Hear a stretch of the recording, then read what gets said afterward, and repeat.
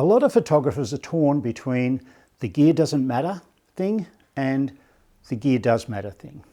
I don't want to get into that gear doesn't matter debate. My opinion is that the gear does matter, a little bit. I mean, you need a camera and a lens to take a photograph, don't you? The value of your photographic work is not going to be judged by the equipment that you use. The value of your photographs are going to be judged by the passion, the technique, the knowledge, the lighting, so many other things other than the gear that you use. That's why my opinion is that you're much better to spend $100 on education in photography than $100 on gear.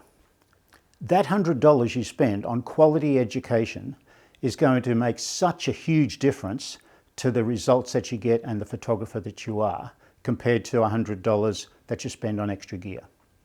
Notice I said quality education. It's up to you to sort the good stuff from the rubbish. Of course, there are some high-end genres where a big lens or a better quality camera or something that's got a faster continuous shooting mode is going to make a difference. But for the vast majority of photographers, it's not going to make much difference at all. Shoot with the gear that feels good to you. Shoot with the gear that's going to give you the quality that you need, and shoot with the gear that's going to give you enjoyment and satisfaction from your photography.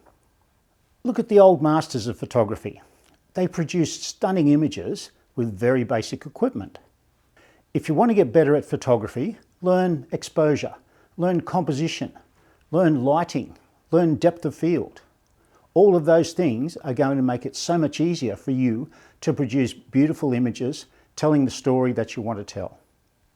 The best camera in the world is not going to help you with bad lighting, a bad expression on a face, or the timing of the photograph. These are things that it's up to you. Your equipment's not going to do that for you. There are many ways that you can gain a good photographic education. YouTube is one. You do need to search around to find someone who knows what they're talking about, and it can take you a lot longer than actually having targeted photographic education. Online courses can be great, and they can be bad. Some of them are very much overpriced as well.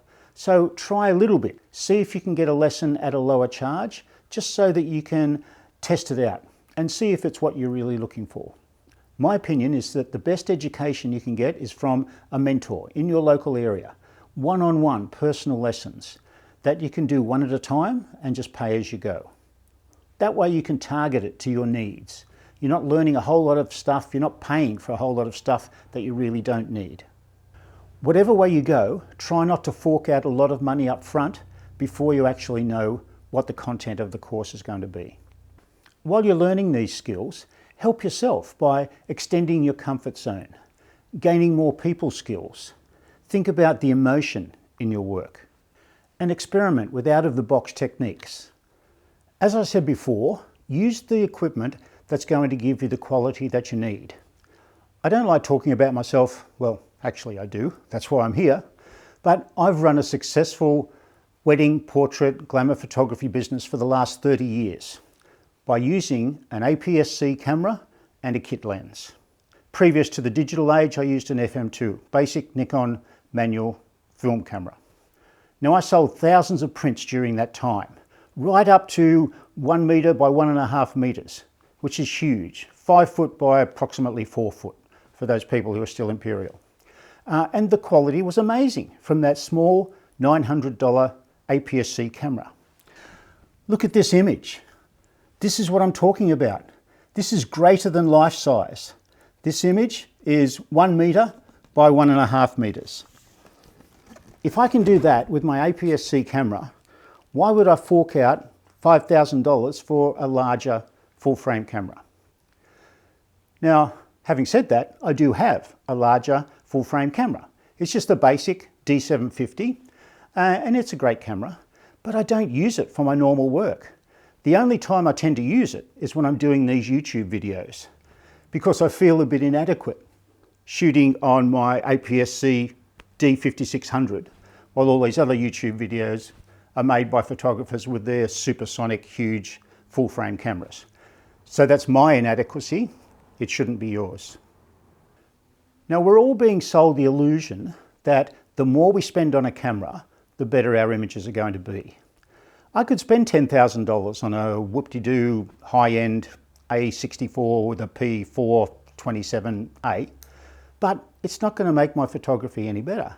A $10,000 camera is probably going to be a little bit better than my $900 camera, but it's not going to be 9 times better.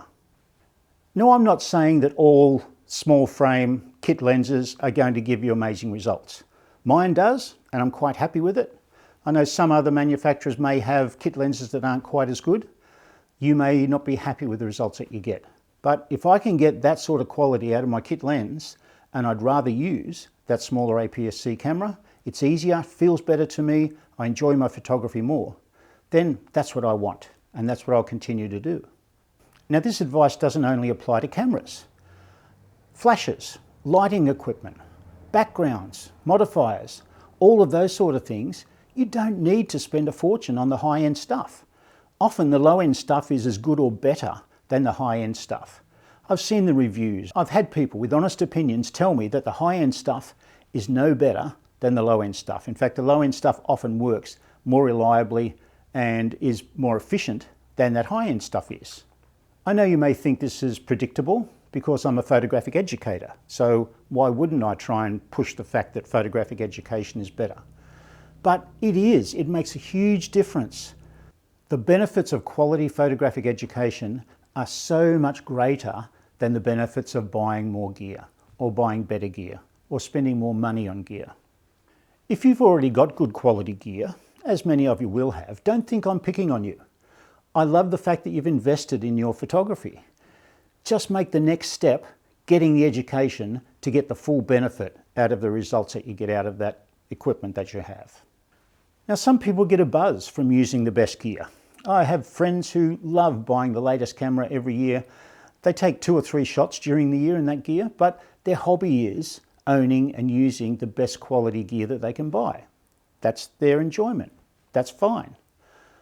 I get a buzz from shooting shots, from trying new things, from failing, and then finding ways to get around those issues. That's what I love about photography. Now, as I said before, we've all got our own brains. We've all got our own opinions. We've all got our own likes and dislikes. So I'm not dictating to you that you should do this or you should do that. You can do whatever you want, obviously, but I'm just giving you my opinion after decades in the photographic industry of what I think will benefit you more.